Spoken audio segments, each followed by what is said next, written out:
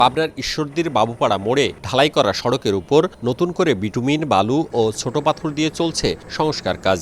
স্থানীয়রা বলছেন, দফায় দফায় সংস্কার হলেও টিকছে না সড়ক। নষ্ট হয়ে গেছে, ভেঙে গেছে, ঢালাই সহ ভেঙে গেছে, দিয়ে এটা রিপেয়ারিং করতেছে এরা।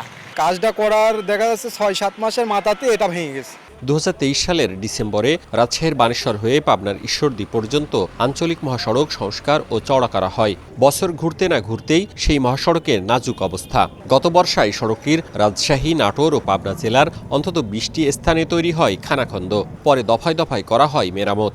এছাড়া ভূমি অধিগ্রহণ জটিলতায় আটকে গেছে একই প্রকল্পের চারঘাট বাজার এলাকার ৫০০ মিটার ও বাঘাবাজারে ১১০০ মিটার সড়কের কাজ। বিভিন্ন অফিসিয়াল জটিলতার জন্য এরা ঘর দরজা না ভাঙার জন্য এই রাস্তার কাজ বন্ধ আছে। বাজেট অনুযায়ী এটা যে বাস্তবায়ন হয়নি, এর জন্য আসলে সাধারণ মানুষ, সাধারণ যারা গাড়ি চালায় তারা আসলে ভুক্তভোগী হচ্ছে।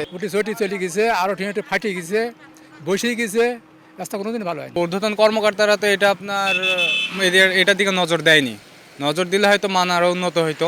এ নিয়ে কথা বলতে রাজি হয়নি ঠিকাদারি প্রতিষ্ঠান। তবে সড়ক বিভাগের দাবি, পুরো প্রকল্পের কাজই হয়েছে নিয়ম মেনে। ১-১.৫ মাসের মধ্যেই ঠিকাদার পেয়ে যাব, ১.৫ মাসের মধ্যে আর কি। আর যেহেতু আমরা ল্যান্ড বুঝে পেয়েছি, ওই স্থাপনাগুলো অপসারণপূর্বক আমরা দ্রুত কাজ সমাপ্ত করব। ২০২০ সালে শুরু হয় বানেশ্বর ঈশ্বরদী ৫৫ কিলোমিটার দীর্ঘ এ আঞ্চলিক মহাসড়কের কাজ। সংস্কারে ব্যয় হয়েছে ৫৫৪ কোটি টাকা। মওদুদ রানা, সময় সংবাদ, রাজশাহী।